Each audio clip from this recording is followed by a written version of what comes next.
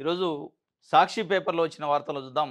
ప్రతిభకు పాతరేశారట. డిఎస్సిలో మెరిట్ ఉన్న కాల్ లెటర్లు పంపని సర్కారు.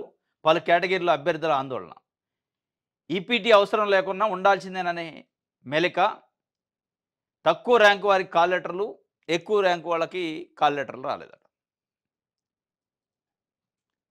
ఈ డిఎస్సి నోటిఫికేషన్ విడుదలైన దగ్గర నుంచి అనేక రకాల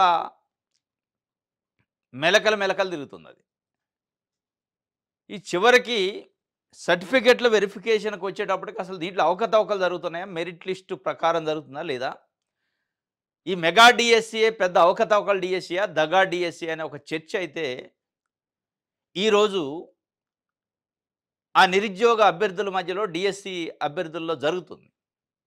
ప్రత్యక్షంగా ఆధారాలతో సహా వాళ్ళు నిన్న బయటకు వచ్చి పాపం నిరసన తెలిపారు. ఈ రేంజ్లో నిరుద్యోగ అభ్యర్థుల్ని, డిఎస్సి అభ్యర్థుల్ని ప్రభుత్వం ఆట ఆడుకుంటుంది అనేది స్పష్టంగా అర్థమైంది. 2024 జూన్ 12 మొదటి సంతకం మెగా డిఎస్సి పైన చంద్రబాబు నాయుడు గారిది. కానీ నోటిఫికేషను 14 నెలలు అయింది, భర్తీ కాలేదు వరకు. నోటిఫికేషన్ రిలీజ్ అయినప్పటి నుంచి ఈ రోజు వరకు క్వాలిఫికేషన్ల విషయంలో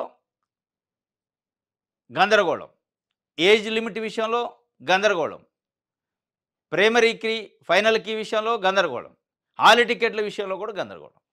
చివరికి వెరిఫికేషన్ దగ్గరకు వచ్చేటప్పటికి అసలు బండారం బయటపడ్డది. మెరిట్ లిస్ట్కి ప్రతిభకి పాతరేస్తున్నారు అని చెప్పి ఈరోజు స్పష్టంగా డిఎస్సి రాసిన 3 లక్షల పైచిలకు అభ్యర్థులు ఒక రకమైన ఆందోళనలో ఉన్నారు, ఒక టెన్షన్లో ఉన్నారు. డిఎస్సి అసలు నిష్పక్షపాతంగా జరుగుతుందా? అవకతవకలు ఉన్నాయా? అవకతవకలు ఉన్నాయి అనే ఆధారాలు అయితే బయటకు వస్తున్నాయి. ఇది మెగా డిఎస్సి కాదు, అవకతవకల డిఎస్సి, దగా డిఎస్సి అనే ఒక చర్చ జరుగుతుంది. దీనిపైన నారా లోకేష్ గారు దృష్టి పెట్టాలి. ఎందుకు ఈ అవకతవకలు వస్తున్నాయి? లేదంటే అక్కడి నుంచే వస్తున్నాయి, ప్రభుత్వంలో ఉన్న పెద్దల స్థాయి నుంచే ఈ అవకతవకలకి స్కోప్ ఇచ్చారా అనేది ఇప్పుడు ఒక చర్చ. దీనికి సంబంధించి విజయనగరం డిఈఓ కార్యాలయం ఎదుట ఆందోళన చేస్తున్న డిఎస్సి అభ్యర్థులు. తక్కువ ర్యాంకు వారికి కాల్ లెటర్లు. డిఎస్సిలో నాకు బీసీఏ కేటగిరీలో 5వ ర్యాంకు వచ్చింది. ఇదే కేటగిరీలో నాకంటే ముందున్న నలుగురికి, నా తర్వాత ఉన్న 6, 7 ర్యాంకుల వారికి వచ్చిందట. బీసీఏ కేటగిరీ అట 5వ ర్యాంకు వచ్చింది. 5వ ర్యాంకు తర్వాత ఉన్న 6, 7 ర్యాంకుల కాల్ లెటర్ వచ్చింది, 5వ ర్యాంకు వ్యక్తికి రాలే. అంటే దీని అర్థం ఏంది? ఇది దగా కాకపోతే, అవకతవకలు కాకపోతే ఏమనాలి దీన్ని? తప్పనిసరిగా ఏదో జరుగుతుంది. ఏం జరుగుతుందనేది కనీసం ప్రభుత్వం సమీక్ష చేయట్లేదంటే ప్రభుత్వ పెద్దల ఆంక్షలు, ఆశీస్సుల మేరకే ఈ వ్యవహారం ఈ తతంగం జరుగుతుందా? కూటమిలో ఉన్న నాయకులు డిఎస్సి పోస్టులు అమ్ముకునే కార్యక్రమం చేస్తున్న ఒక చర్చ అయితే జరుగుతుంది. 5వ ర్యాంకు బీసీఏ కేటగిరీలో 5వ ర్యాంకు ఉన్న వ్యక్తికి కాల్ లెటర్ రాకుండా ఒక 4 వరకు వచ్చినాయి, ఆగింది అంటే సరే అక్కడ వరకే ఉన్నాయి పోస్టులు అనుకోవచ్చు. 6, 7 ర్యాంక్కి వచ్చింది, ఈయనకు రాలేదు అంటే ఆయన పోయి అడిగిండట. నాకు ఎందుకు రాలేదు అర్థం కావడం లేదు, అధికారులకు చెప్తే వెయిట్ చేయండి అంటున్నారు. ఏం చేయాలో అర్థం కాదు. ఎందుకు వెయిట్ చేయాలా? ఇదేమన్నా ఈజీయా? అంటే చాలా చిన్న విషయమా? నాకు లెటర్ రాలేదు సార్, నా తర్వాత ర్యాంకులో 6, 7 ర్యాంకులకు వచ్చింది అంటే ఇమీడియట్లీ దానిపైన వెరీ మోస్ట్ అర్జెంట్ ఇష్యూ. దీన్ని కాకుండా దీనికంటే ఇంపార్టెంట్ ఏముంటుంది? తర్వాత వెయిట్ చేయండి అంటే ఎక్కడి నుంచి వస్తే వెయిట్ చేస్తే కాల్ లెటర్లు మీరు ఇస్తే కదా. అంటే 6, 7 ర్యాంకుల వాళ్ళకు ఉద్యోగాలు ఇచ్చాక ఈయన ఏం చేయాలి ఇప్పుడు పోయి వెయిట్ చేసి? ఇది ఒక కథ. ఇంకోటి 18 పోస్టులు ఉంటే 14 మందికే పిలిపించారట. విజయనగరం జిల్లా డిఎస్సిలో ఎస్జిటీలకు సంబంధించి బీసీఏ విభాగంలో 18 పోస్టులు ఉన్నాయట. కానీ 14 మందికే కాల్ లెటర్లు ఇచ్చారు. మిగతా 4 సంగతి ఏంటి?